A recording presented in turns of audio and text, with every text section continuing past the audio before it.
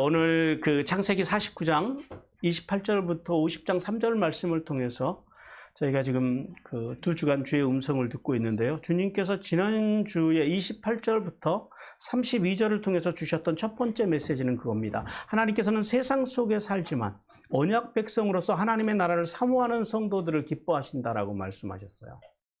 그래서 오늘 이제 12지파라고 하는 말이 오늘 여기 본문 속에 28절에서 처음으로 등장을 합니다.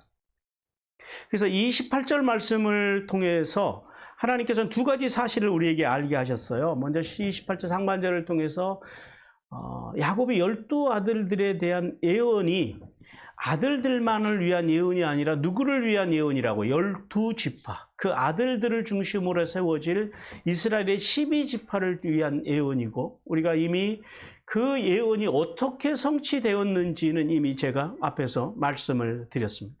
그리고 28절 하반절을 통해서 그래서 그 예언을 들은 야곱의 12아들들에 대한 축복이, 그것이 각 지파가 받아야 할 정해진 분량대로 예언되었더라라는 거예요. 그러니까 각자, 여기서 분량대로라고 하는 말이 어떤 말이라고요? 이게 그 베레카, 복을 주다라고 하는, 복이라고 하는 베레카라고 하는 단어와 뭐뭐를 따라서라고 하는 케라고 하는 히브리어 두 단어가 합성어인데요. 직역을 하면 이렇게 됩니다. 그들의 복을 따라서 예언을 했다라는 거예요. 그러니까 다 각자 자기의 그릇이 있다라는 거예요. 그래서 주님께서는 우리에게 두 가지를 교훈하셨죠. 28절을 통해서. 첫째는 믿음의 분량을 넓히라라는 거예요. 왜요? 복을 많이 받으려면 믿음의 분량을 넓혀야 돼요. 종재기만한 그러니까 종재기만한 믿음을 가지면 종재기만큼 복을 받는 거고요.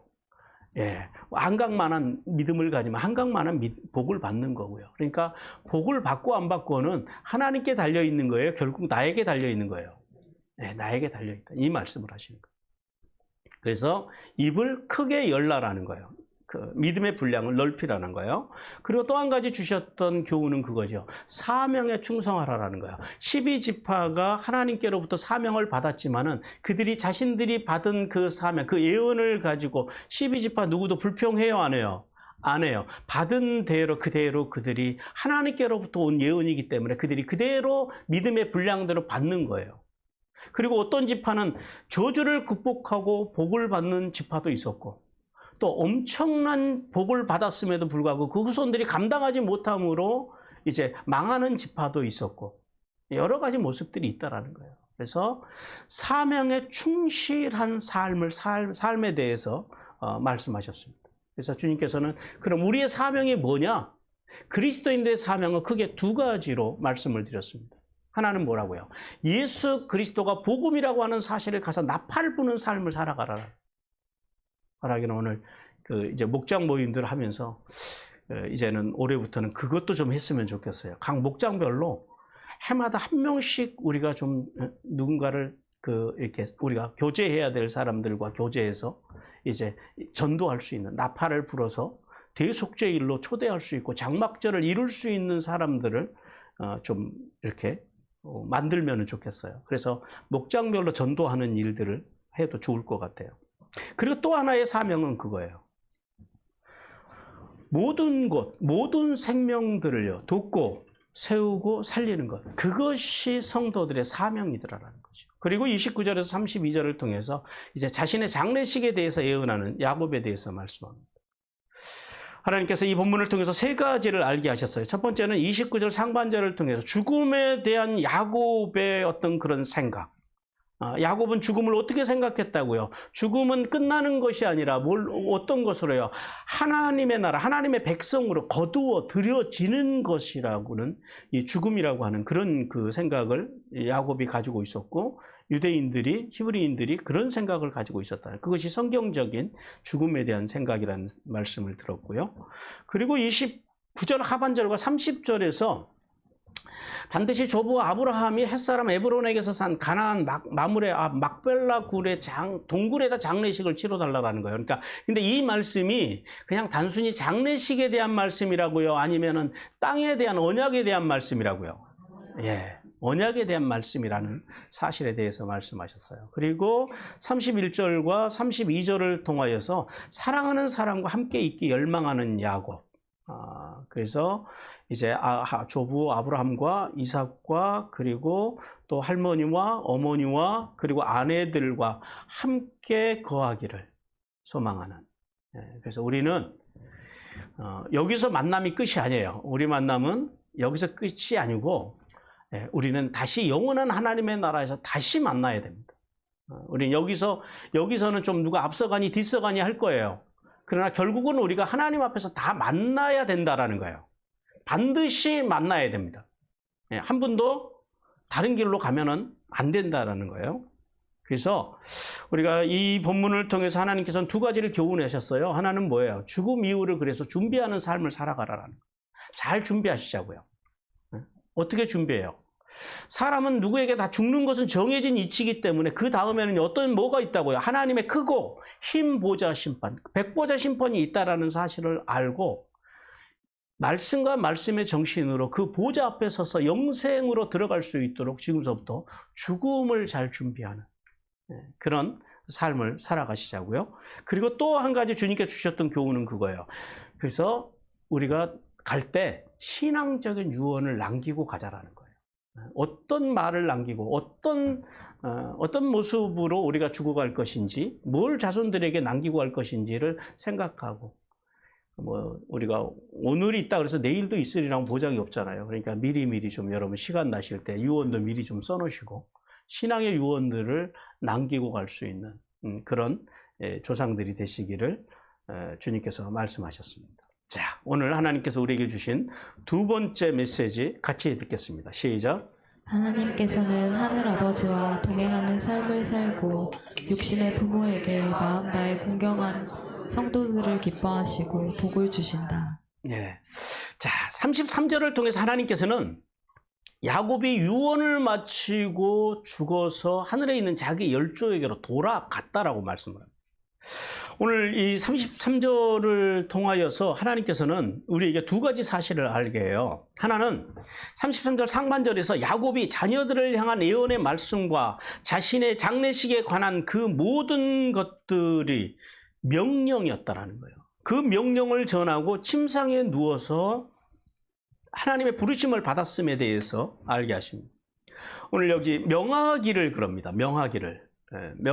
이 명하다라고 하는 말이 히브리어로 차와예요. 오늘 본문에서는 레차오트라고 그럽니다. 그러니까 언약의 땅, 가나안 땅의 장사를 지내는 유언이 자녀들을 향한 부탁이 아니라 뭐였다고요? 아버지로서 명령이었다라는 거예요. 무슨 말이에요? 자녀들이 반드시 행해야 할 일이라는 사실에 대해서 말씀합니다. 그리고 이제 그 명하기를 마치고 야곱이 그 발을 침상에 모았다 그래요. 이 모으다라고 하는 말이 이게 그 아사프예요. 이렇게 흩어져 있는 것을 모았다라는 의미가 아니라 무슨 말이냐면은 거두어 들였다라는 의미예요. 정확하게 직역을 하면. 그러니까 그 발을 침상으로 거두어 들였다. 와 에에 소프라 그럽니다. 자, 그러니까 이게 이 말씀 속에서 우리가 알 수 있는 건 그거예요. 야곱이 아들들을 축복하고 장례식에 대한 명령을 하는 동안에 그가 어떤 자세로 있었다고요? 하나님의 예언의 말씀을 전하는데 마지막이라고 해서 힘들다고 해서 그가 누워있지 않았다라는 거예요. 그걸 알 수 있다라는 거예요. 그가 마지막으로 온 힘을 쥐어짜서 꼿꼿이 앉아서 자녀들에게 하나님의 예언의 말씀을 전하고 그리고 장례식에 관한 명령을 다 내렸다라는 말씀이에요. 그리고 나서 모든 그 명령과 유언을 마친 다음에 자신의 발을요 침상으로 거두어 들였다라는 거예요. 그러니까 발이 침상 바깥에 있었다라는 거죠. 침상 안으로 거두어 들이고 그리고 누워서 편하게 이제 죽음을 맞이하기 위해서 자리에 누웠다라고 하는 그런 말씀. 자, 이 말씀을 통해서 하나님께서는 야곱이 비록 험한 인생을 살았지만 죽음의 순간만큼은요 하나님의 예언하신 대로 가장 평안한 죽음을 맞이했음을 오늘 본문을 통해서 알 수 있습니다.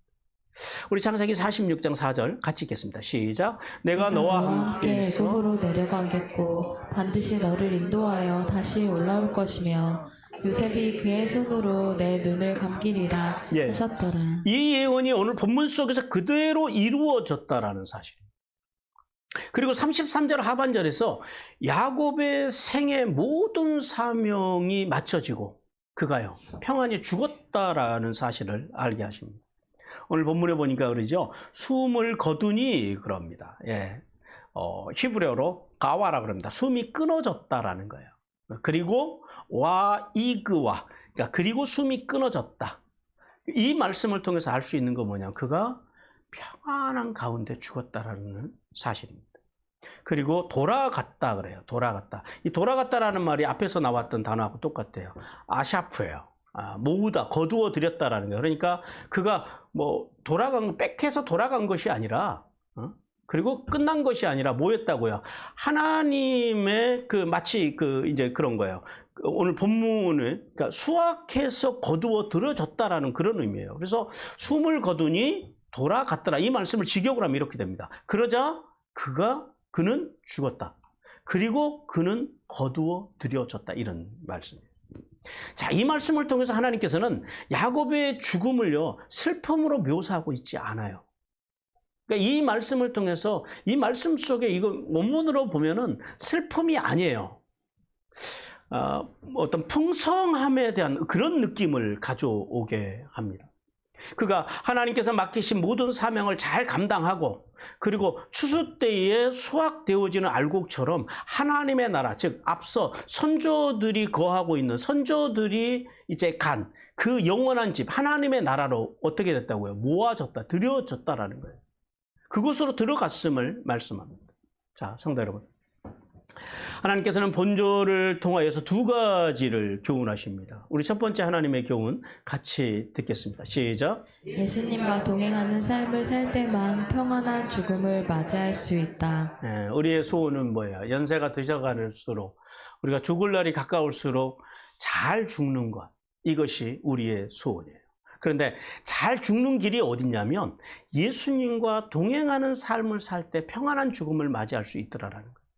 하나님께서는 야곱의 아들들에게 유언을 다 마치고 발을 침상에 모으고 거두어 드리고 그리고 숨이 끊어졌다라고 하는 이 말씀을 통해서 그가 세상을 살면서 비록 많은 고통과 괴로움 속에서 살았지만은 그의 죽음의 끝이 어땠다고요? 그의 마지막 죽음의 모습은 더할 나위 없이 평안했다라고 말씀합니다. 아마도 3대 족장 가운데 4대 족장 가운데 구약에 나오는 4대 족장 가운데 그리고 성경에 나오는 어떤 인물의 죽음보다 저는 가장 평안하고 안전하고 행복한 죽음이 바로 이 야곱의 죽음인 것 같아요. 왜 그러냐면 보세요. 아브라함도 이 땅에 자식을 믿음의 자식을 몇 명 남기고 갔어요? 1명. 이삭은요? 야곱 1명. 근데 오늘 여기 야곱은요? 헛갈리는 인생을 살긴 했지만 고단한 인생을 살았지만 무려 12아들을 한 아들도 실패하지 않고 하나님의 사람으로 믿음의 12지파의 조상으로 세우고 가는 이 야곱의 뿌듯함, 야곱의 풍성함. 와, 그 야곱의 느낌이 어땠을까요? 12아들들이 믿음의 사람으로 서서 믿음의 이제 12지파의 조상으로 세워지는 그 12아들을 바라보고 마지막 숨을 거두는, 어쩌면은 자식 농사를 가장 험악하게 살았지만은 자식 농사를 가장 잘 지은 인물이 바로 이 야곱이라는 생각을 해요. 그러니까 그의 죽음은 세상에서 가장 12아들을 쳐다보고 있을 때 평안할 수밖에 없죠. 자, 그래서 우리가 이 야곱의 그 죽음을 통해서 어떤 인생이 진정으로 성공한 인생인가라는 생각을 해봅니다. 많은 사람들은 인생에 성공하면 뭘 가지고 어떤 것을 척도로 인생의 성공을 평가해요. 돈, 명예, 권력, 이런 외적인 조건들을 가지고 성공을 말해요. 그래서 사람들은 이런 성공을 위해서는요, 수단과 방법을 가리지 않고 살아요. 심지어는 우리 그리스도인들도 마찬가지예요. 많은 어떤 그리스도인들은 이런 성공, 이런 세속적인 외적인 성공을 위해서라면 기꺼이 거짓과 기만의 삶을 선택하기도 하고, 심지어는요, 양심과 신앙까지도 버리는 신앙인들의 모습. 또 이 종교 목사들의 모습도 종종 봅니다. 이런 모습은 하나님의 아픔이라는. 근데 하나님은요, 이 성경에는 성공이라는 단어가 우리 그 개역 개정 성경에서는 2번 나오더라고요. 이게 원래 합성어인데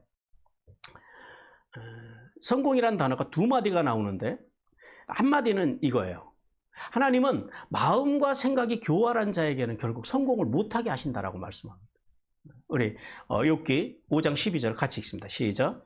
하나님은 교활한 자의 계교를 꺾으사 그들의 손이 성공하지 못하게 하시며 예, 교활한 사람들은 절대 하나님께서 그들에게 성공을 허락하지 않으신다는. 그러나 어떤 사람에게 성공을 허락하시냐? 지혜의 근원인 지혜를 따르는 사람들, 지혜의 근원이신 하나님을 믿는 사람들에게는 성공의 복을 허락하신다고 말씀해요. 전도서 10장 10절 시작. 철 연장이 무디어졌는데도 나를 갈지 아니하면 힘이 더 드느니라. 오직 지혜는 성공하기에 유익하니라. 지혜가 뭐예요? 지혜의 근본이 누구세요? 하나님. 그 하나님의 말씀을 믿고 존중하고 그렇게 살기 위해 발버둥 치는 성도들에게 하나님의 성공을 주신다라는 거예요. 그러면 하나님의 성공, 성도의 성공이라고 하는 게 뭐냐라는 거예요. 하나님이 말씀하시는 성공의 기준이 뭐냐라는 거예요. 예. 하나님의 사람들의 성공은 높은 지위에 오르는 것, 그리고 풍성한 재산을 소유하는 것, 그리고 많은 사람이 부러워할 만한 이런 명성을 얻는 것. 그것도 성공인 건 맞아요. 그게 성공이 아니다라고 그러면 안 돼요. 그것도 성공은 맞아요. 왜냐? 맞아요. 그러나, 그것만을 가지고 성공은 말하는 게 아니에요. 말할 수는 없어요. 왜 그러냐면, 이러한 외적인 성공, 이런 세속적인 성공은요, 살아가는 동안 우리 인생을 편하게는 해요. 우리가 100년도 못 살 인생을 살아가면서 이러한 성공을 한 사람들은 편리하게는 살 수 있어요. 넉넉하게는 살 수 있어요. 근데 우리는 이것만을 가지고 평안 성공을 논하기에는요, 많이 부족하다라는 거죠. 왜 그러냐면 보세요. 이러한 성공은, 이런 세속적인 성공은 우리의 인생의 형통의 복과 구원과 영생의 복을 주지 못한다라는 거예요. 그게 문제라는 거예요. 우리를 영원한 하나님의 나라로 갈 수 없다라는 거예요. 그래서 이 땅에서 100년 동안 성공하는 인생을 살 것인지, 우리는 영원한 인생, 영원한 성공의 인생을 살 것인지, 뭘 선택해야 될 것인지, 뭐 가능하면 둘 다 성공을 선택하면 좋죠. 그러나 그 핵심은 뭐라고요? 세속적인 성공이 아니라 하나님 앞에서의 성공이어야 된다. 그러면 하나님께서는 하나님께 복을 받은 인생, 즉 성공한 인생을 하나님께서는 어떻게 말씀하시냐면 이렇게 말씀하세요. 신명기 28장 1, 2절 시작. 내가 내 하나님 여호와의 말씀을 삼가 듣고 내가 오늘 내게 명령하는 그의 모든 명령을 지켜 행하면 내 하나님 여호와께서 너를 세계 모든 민족 위에 뛰어나게 하실 것이라. 내가 내 하나님 여호와의 말씀을 청종하면 이 모든 복이 내게 임하여 내게 이르리니. 예, 이게 성공이라는 거예요. 하나님이 주신 복을 받는 거. 근데 이 하나님이 주신 복은요, 이 땅에만 국한되지 않아요. 이 땅에만 국한되지 않고 궁극적으로요, 하나님의 나라에까지 이르는. 자, 하나님께서는 하나님의 말씀을 삼가 듣고 그리고 행하는 삶, 즉 순종하는 삶을 살아갈 때 하나님의 복이 임하여서 비로소 진짜 성공하는 인생을 살게 된다라고 말씀합니다. 따라서 성도는 인생의 중요한 것은, 진짜 중요한 것은 이 땅에서 우리의 삶이, 오늘의 삶이 평탄하냐 아니면 험난하냐, 이게 중요한 게 아니에요. 오늘 여기 야곱의 인생, 그리고 요셉의 인생, 그 야곱과 요셉의 인생이 말년에는 좋았지만 거기까지 오는 동안에요, 얼마나 고되고 모진 삶을 살았냐라는 거예요. 험악한 세월을 살았잖아요. 야곱 같은 경우에는 그가 147세를 사는데 130년을 험악한 세월을 살았다. 대부분의 인생을 험악하게 살고 남은 그 17년, 그리고 그의 마지막 죽음, 요 부분만 그가 참으로 행복하게 살았다라는.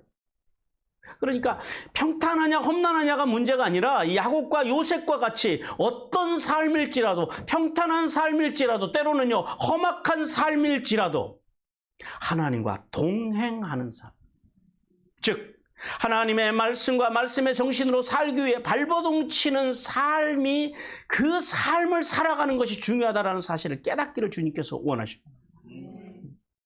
여러분 그 영어 속담에 보면은 이런 속담이 있어요. 마지막에 웃는 자가 가장 길게 웃는 자라는 거예요. 가장 길게 웃는 자.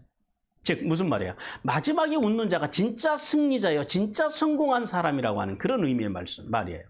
그러므로 성도는 세상에서 평안하고 풍족한 삶을 위해서 그래서 절대 양심과 신앙을 버리지 말아야 돼요. 그거는 버릴 수 있어요.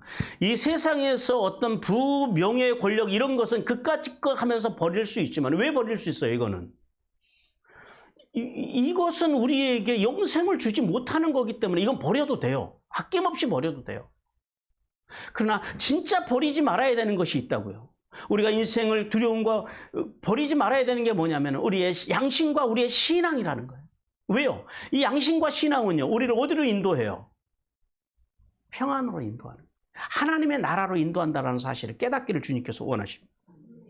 그러므로 신앙과 양심을 버리고 어리석은 자로 살다가 두려움과 괴로움 속에서 내가 마지막 인생의 죽음을 맞이할 것인지, 아니면 오늘 여기 야곱처럼 요셉처럼 비록 대부분의 삶을 험악하게 산다 할지라도 그 삶 속에서 성실과 정직으로 하나님과 동행하는 삶을 통하여 오늘 여기 야곱과 같이 마지막 인생에서 자신의 거두었던 발을 모으고 그리고 그의 마지막 누운 그 자리가 가장 행복하고 가장 풍성하고 가장 복된 침상이었던 것처럼, 누운 자리였던 것처럼 우리가 마지막에 누운 그 자리가, 마지막에 눈을 감기 전에 누운 그 발을 모으고 누운 그 자리가 가장 평안하고 행복한 자리가 되는 그런 복을 받는 성도들이 되기를 주님께서 원하십니다. 그게 진짜 승리자라는, 이게 마지막에 웃는 사람이에요.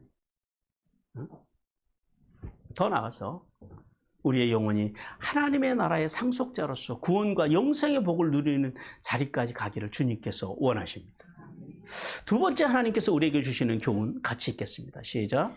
육체의 죽음의 문을 잘 통과하기 위해 준비하는 삶을 살라. 예, 그래서 하나님께서는 오늘 야곱이 숨을 거두니 그의 백성에게로 돌아갔다라고 하는 이 말씀을 통해서 기본적으로 죽음이라고 하는 것은 누구도 피할 수 없는 현실임에 대해서 먼저 우리에게 말씀해요. 전도서 3장 20절 같이 읽습니다. 시작.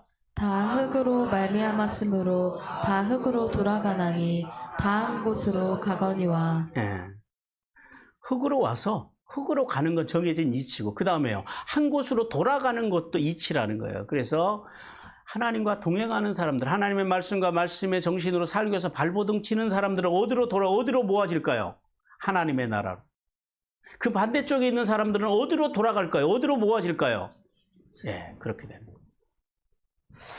그러나 우리가 중요한 것이 있어요.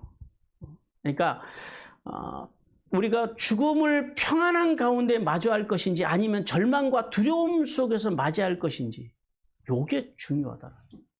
요게 우리의 마지막 우리가 누운 그 자리가 그 자리가 평안할 것인지 아니면 절망과 두려움일 것인지, 우리 인생에서는 여기가 진짜 중요한 포인트라는 거예요.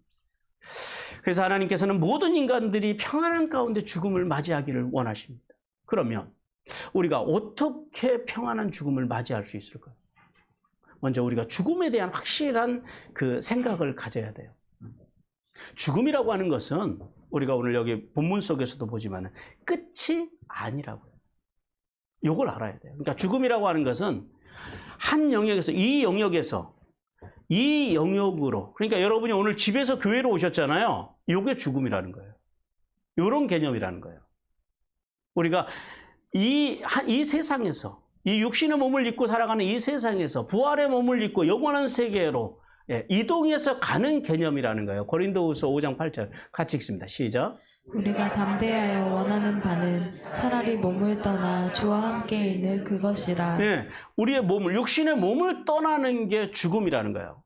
그래서 성도는 죽음은 이 세상을 그래서 떠나는 것이 아니에요. 떠나는 개념이 아니에요. 우리는 떠나는 개념이 아니라 영원한 세계로, 즉 영원한 본향의 문을 열고 그것으로 들어가는 그런 개념이라는 사실을 우리는 깨달아야 됩니다.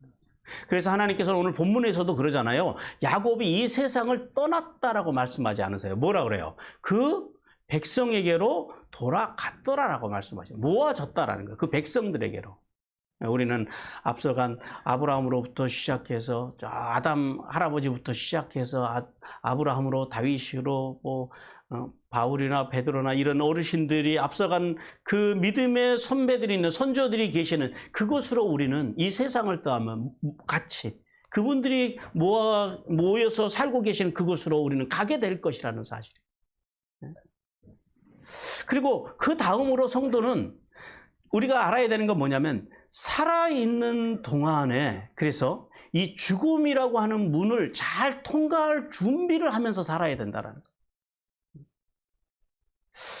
여러분 인생을 살아가면서 좋은 때가 더 많으세요? 시련과 고난과 아픔의 때가 더 많으세요? 그렇죠. 압도적으로 불편하고 힘들고 시련이 오고 아픈 시간들이 더 많은 것이 우리의 인생이에요. 그래서 베드로는 우리 인생에 찾아오는 이런 고난과 시련과 시험을 뭐라고 말씀하시냐면 베드로는 불시험이라고 그래요. 불시험. 그래서 그것이 그 불시험이 우리 인생에 찾아오는 것을 뭐라고 하시냐면 이상하게 여기거나 놀라지 말라라는 거예요. 우리 베드로전서 4장 12절 같이 읽습니다. 시작. 사랑하는 자들아 너희를 연단하려고 오는 불시험을 이상한 일 당하는 것 같이 이상히 여기지 말고. 네. 그래서 성도는 이런 인생에 찾아오는 인생의 이런 고난이나 시련이나 시험이 왜 온다고요? 그렇죠. 살아있으니까.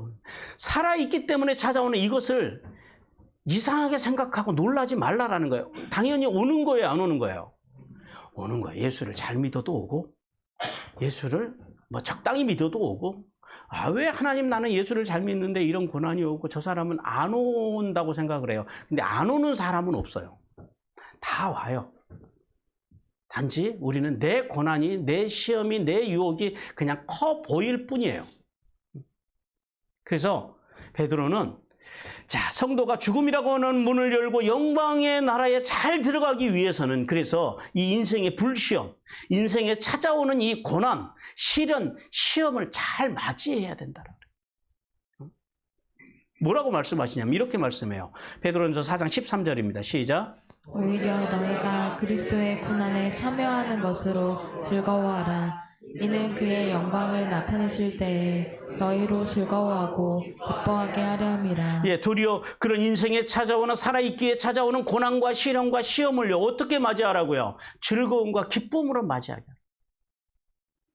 이상하게 그것이 인생을 살아가는 인생의 죽음이라고 하는 문을 통과하기 위해서 우리가 그것을 잘해야 된다. 한마디로 말하면 인생을 살아가면서 마음과 생각을 잘 관리해야 돼요. 거기에서 죽고 사는 답이 다 나온다.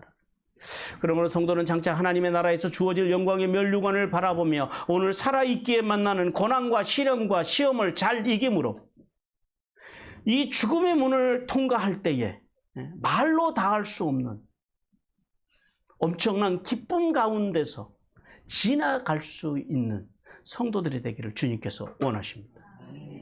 그리고 이제 계속해서 1절에서 3절 말씀을 통하여서 하나님께서는 요셉이 아버지의 장례식을요 정말 극진하게 온 정성을 다해서 준비하셨다라고 말씀을 합니다. 오늘 이 50장 1절에서 3절 말씀을 통해서 하나님께서는 우리에게 두 가지를 알게 하세요. 하나는 1절에서 요셉이 아버지의 죽음 앞에서 매우 슬퍼했음을 알게 합니다. 오늘 여기 1절 말씀을 보니까 그래요. 굽으려 울며 입 맞추고 그럽니다. 이 굽으려라고 하는 말이 히브리어로 나팔이에요. 오늘 우리 성경에서는 와이풀이라고 기록을 해놨어요. 이게 무슨 말이냐면 엎드려지다라는 의미인데 이게 어떤 의미도 있냐면 품에 안다라고 하는 의미도 있어요. 그래서 오늘 여기 본문에서는 품에 안다로 해석하는 게 더 좋을 것 같아요. 무슨 말이냐면 요셉이 아버지 야곱이 숨을 거두자 애통하고 비통한 마음으로 울부짖으며 아버지를 품에 안고 하나님께서 야곱에게 예언하신 대로 아버지의 두 눈을 감겨드리고 그리고 입을 맞췄다라고 하는 그런 말씀입니다. 그런데 오늘 우리가 그 본문 속에서 한 가지 좀 이상한 게 보이지 않으세요? 요셉의 슬픔에 대한 이야기만 나오지 다른 형제들에 대한 슬픔의 이야기는 안 나와요. 또 왜 그랬을까요? 그러면 다른 형제들이 아버지의 죽음을 슬퍼하지 않아서 기록하지 않았을까요? 여러분, 기본적으로 성경은 역사책이 아니고 이야기책이 아니에요. 기록을 안 하실 때는 안 하신 이유가 있다라는 거예요. 왜 이 기사, 다른 자녀들의 슬픔에 대한 기사는 기록하지 않았을까? 두 가지로 해석을 해볼 수 있습니다. 하나는 뭐냐면, 다른 형제들이 슬퍼하지 않았다라는 말씀이 아니라 기자가 의도적으로 다른 형제들의 슬픔에 대한 기사를 축소해버린 거예요. 그러니까 슬픔에 대한 기사를 축소함으로써 이 성경을 읽는 독자들, 우리에게 전하고 싶어 한다고요. 하나님께서, 성령님께서 하나님의 나라에 대한 소망. 그러니까 지금 이 야곱의 죽음이 아까 앞에서 말씀드렸지만 그런 비통하고 애절하고 이런 죽음이 아니라고요. 성경에 나오는, 성경 66권에 나오는 어떤 인물의 죽음보다 가장 위대한 죽음일 뿐만 아니라 가장 행복하고 평안하고 복된 죽음. 어떻게 보면 잔치와 같은 죽음이었더라. 그것을 강조하기 위해서, 그리고 하나님의 나라에 대한 소망을 강조하기 위해서 다른 그 슬퍼하는 장면들은 축소한 것으로 그렇게 보이고요. 그리고 또 하나는 요셉이에요. 다른 형제들이 시기할 만큼 아버지의 사랑을 받은 아들이 바로 요셉이었잖아요. 그러니까 요셉이 다른 형제들, 어떤 형제들보다 더 아버지에 대한 마음이 애틋했다라는 거예요. 아버지와의 이별, 그리고 극적인 상봉을 통해서 애틋했던 요셉의 마음. 그래서 그 요셉의 마음이 아버지의 죽음 앞에서 다른 형제들보다 훨씬 컸다라는 거예요. 그리고 아버지를 향한 사랑이, 그 지극한 사랑이 다른 형제들보다 컸음을 강조하기 위해서 다른 형제들을 기록하지 않은 것으로 그렇게 보입니다. 그리고 이제 그 2절과 3절을 통해서는 온 정성을 다해서 아버지의 장례식을 준비하는, 이제 치르는 요셉에 대해서 말씀합니다. 먼저 그 요셉이 이제 아버지에게 입을 맞추고 난 다음에 어떻게 해요? 수종을 드는 의원에게 아버지의 몸을 향으로 처리하라고 그럽니다.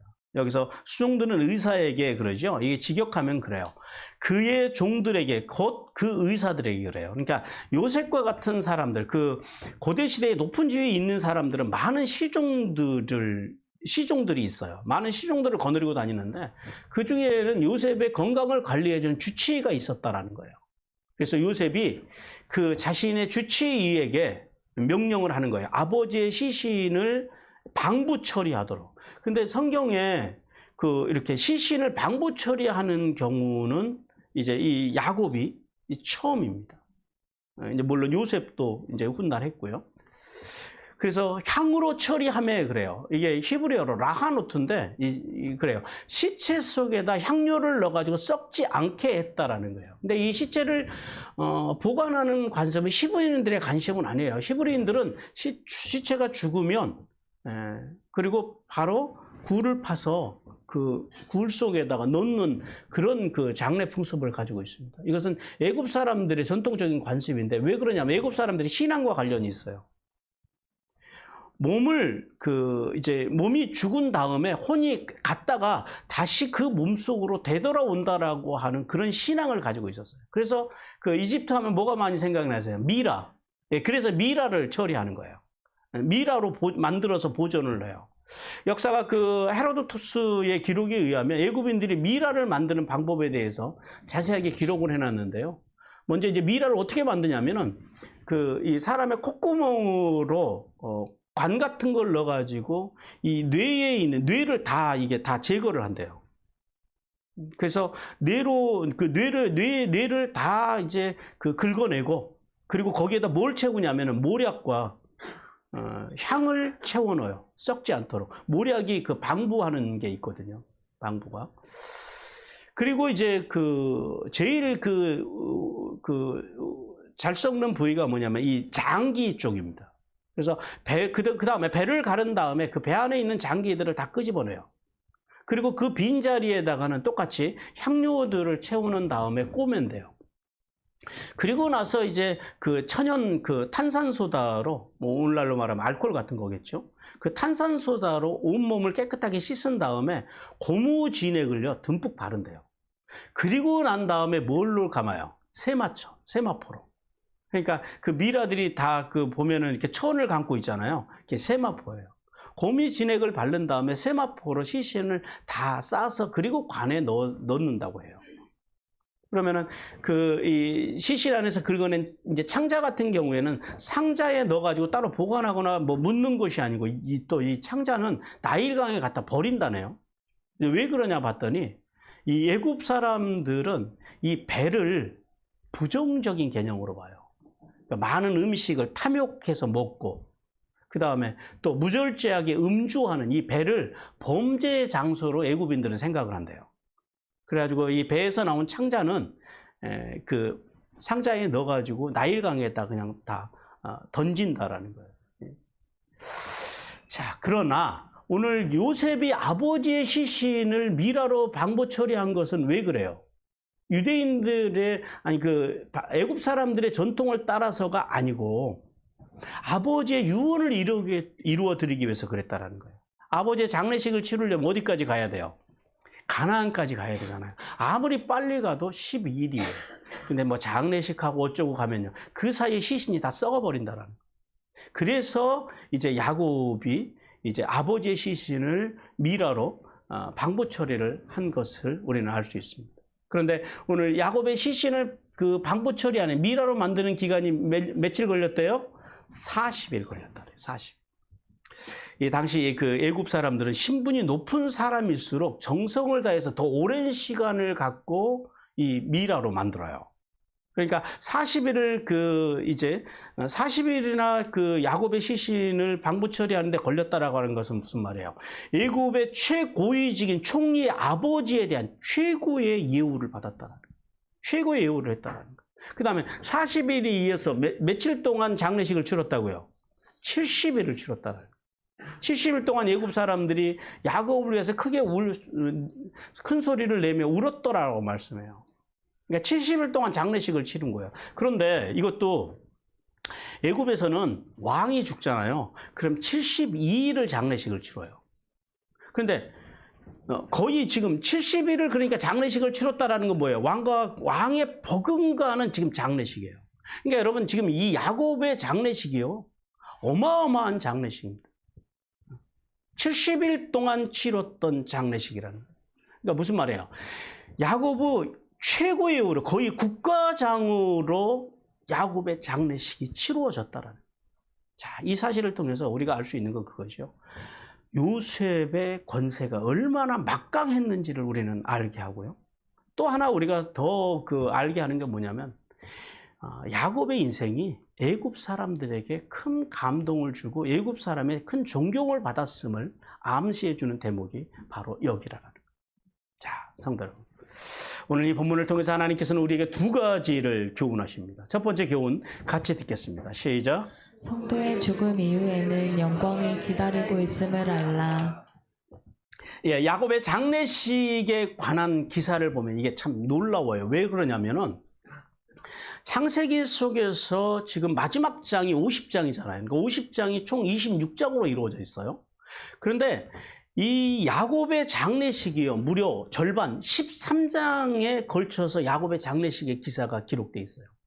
참고로 믿음의 조상 아브라함의 장례식에 관해서는 창세기 25장 7절에서 10절까지 몇 절이에요? 4절.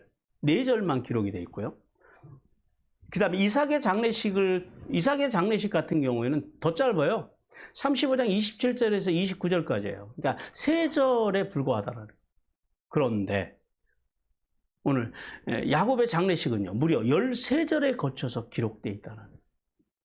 그럼 왜 하나님께서는 야곱의 장례식을 이렇게 장황하게 말씀하고 계실까요? 두 가지 이유를 생각해 볼 수 있습니다. 하나는 야곱의 생애를 우리가 한번 돌아봐요. 지금까지 창세기 50장까지 오면서 아브라함의 생애, 이삭의 생애, 야곱의 생애를 봤잖아요. 이 세 어르신들의 생애를 비교해 볼 때 야곱의 생애는 어때요? 가장 야곱의 생애말로 할 수 없는 어려움과 고난에, 그러니까 한마디로 말하면 파란만장한 인생을 살았던 사람이 바로 이 야곱이었다라는 거예요. 그래서 하나님께서는 그 험악한 세월을 극복하고 믿음으로 살기 위해서 발버둥 쳤던 이 야곱의 장례식을 이렇게 장황하게 말씀하심으로 오늘 우리에게 주는 메시지는 이거예요. 믿음으로 살기 위해서 발버둥 치는 성도의 삶의 끝에는 이런 야곱의 장례식보다 그 장례식과 비교할 수 없는 영광의 면류관이 예비되어 있음을 알라라고 말씀하시기 위해서 야곱의 장례식을 이렇게 장황하게 기록하고 있다는 사실을 우리는 깨달아야 됩니다. 그리고 또 하나는 이 장엄한 장례식이요, 무려 4개국을 거쳐가요. 이제 뒤에 말씀드리겠습니다만은 이 장례식이 애굽에서부터 가나안까지 호화롭게 이어졌다라고 하는 이 사실을 통해서 오늘 우리에게 주시는 메시지는 그거예요.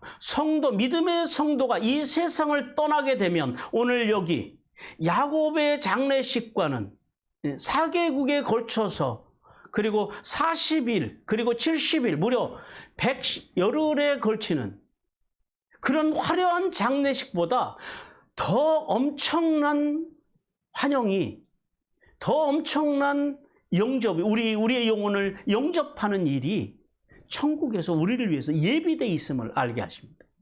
우리 데살로니가전서 4장 16절 같이 읽습니다. 시작. 주께서 후령과 천사장의 소리와 하나님의 나팔 소리로 친히 하늘로부터 강림하시리니 그리스도 안에서 죽은 자들이 먼저 일어나고. 야곱의 장례식은 애굽에서 그리고 가나안까지 이어지는 장례식이지만 오늘 우리가 이 세상을 떠나서 하나님 나라에 입성할 때는요, 주님의 말씀, 주님의 호령과 그리고 천사장의 소리와 하나님의 나팔 소리로 우리를 영접하게 될 거라.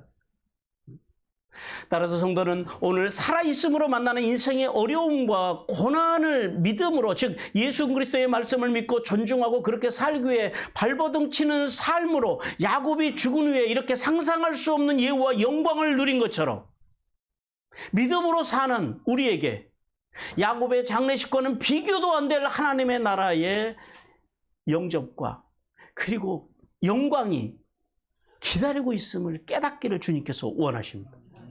그러니까 우리가 이 땅에서 더 멋있게 살아야 되겠죠. 그러므로 성도는 이 땅에서 만나는 어려움과 고난은 잠깐이라는 거예요. 이 땅에서 평생 어려움 속에서 어려움 당하지 않고 살다가 하나님 나라에 가지 못하는 인생보다 야곱은요 무려 130년을 험악한 세월을 살아요. 그리고 겨우 마지막 17년. 그리고 오늘 여기 근데 중요한 건 거예요. 마지막 그 끝자락 인생의 마지막 침대에 누워있는 그 삶은요 세상 그 누구보다도 행복했다라. 그래서 그러한 복된 인생을 살아가기를 주님께서 원하십니다. 그러므로 성도는 이 땅에서 만나는 어려움, 고난 잠시 잠깐임을 깨닫고 하나님 나라에 대한 소망으로 믿음으로 승리하기를 주님께서 원하십니다. 그리고 이제 오늘 마지막으로 두 번째 주시는 메시지 그 교훈은 이거예요. 같이 읽겠습니다. 시작. 진심으로 부모를 공경하라. 네. 하나님께서는 아버지의 장례식을 치르는 이 요셉을 통해서 오늘 우리에게 주시는 교훈은 그거예요. 자녀는 부모님을 진심으로 공경해야 된다라는.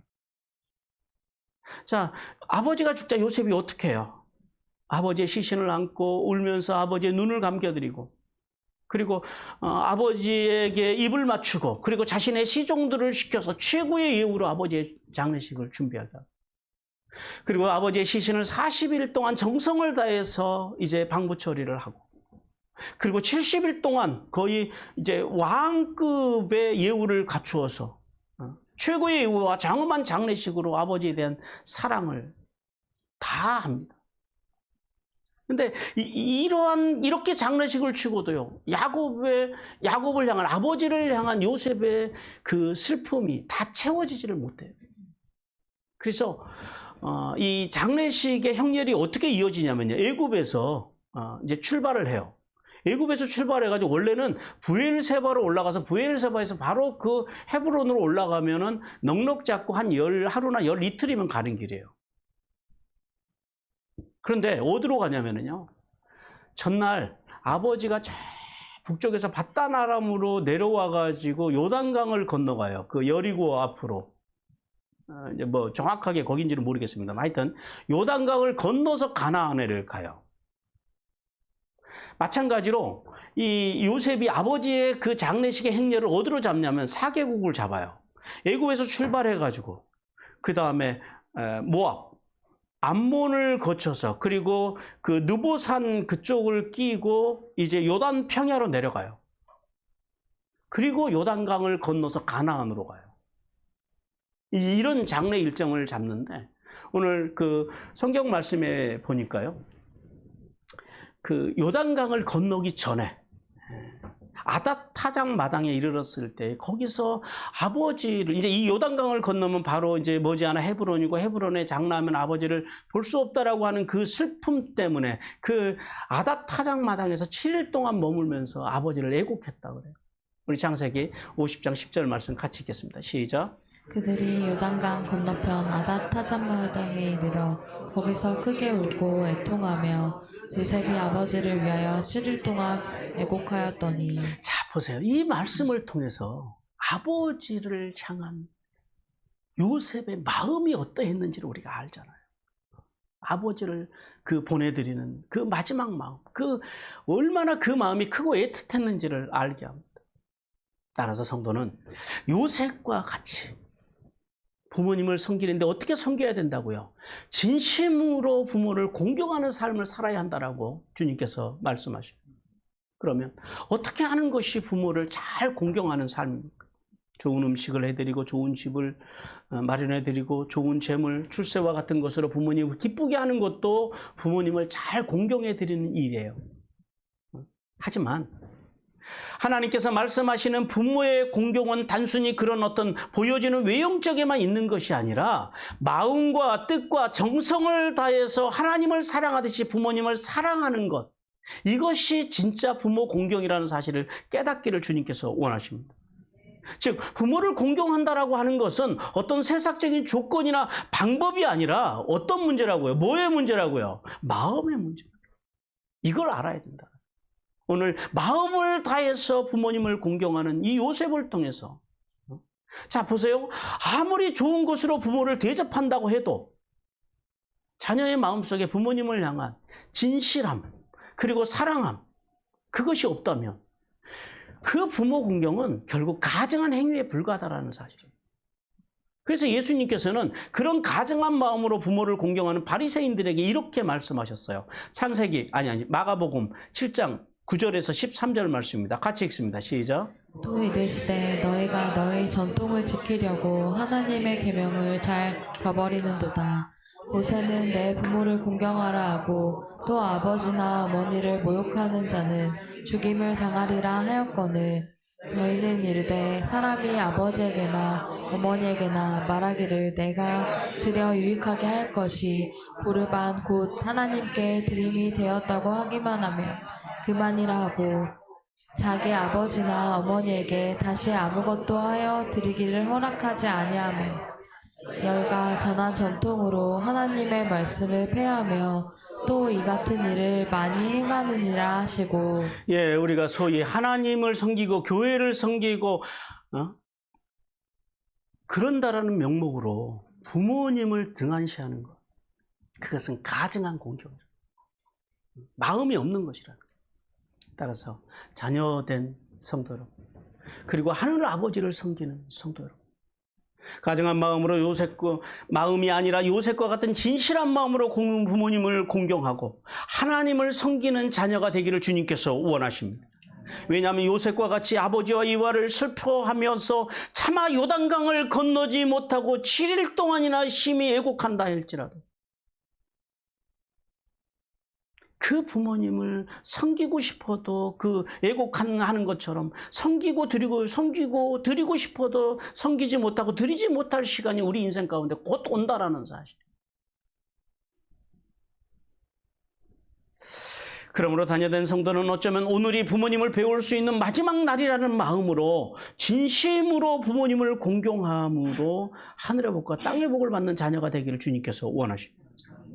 또한 하늘 아버지를 섬기는 성도는 이 땅에서 하나님의 나라와 주님의 몸의 교회를 섬길 수 있는 날이 어쩌면 오늘이 마지막이라는 마음으로 구속사를 위해서 헌신함으로 하나님의 페이버를 누리는 복된 성도들이 되기를 주님께서 원하십니다. 사랑하는 성도 여러분, 하나님께서는 오늘도 야곱과 요셉과 다윗과 같이 하나님과 동행하며 하나님의 마음을 흡족하게 해드릴 만한 성도들을 찾고 계십니다. 하나님께서는 오늘도 요셉과 같이 마음을 다해서 부모님을 공경하고 그리고 하나님의 나라와 주님의 몸인 교회를 섬길 성도들을 찾고 계십니다. 누가 이 하나님의 부르심에 응답하시겠습니까? 누가 하나님의 마음을 흡족하게 해드림으로 야곱의 장례식과는 비교도 안 될 하나님의 나라의 영광을 누리시겠습니까? 바라기는 오늘 우리 한 사람 한 사람이 주님, 제가 여기 있습니다. 주님, 저를 사용하여 주옵소서라고 헌신함으로 하늘에 있으리며 땅에 기름진 복을 받는 성도들이 되기를 주님께서 간절히 원하십니다.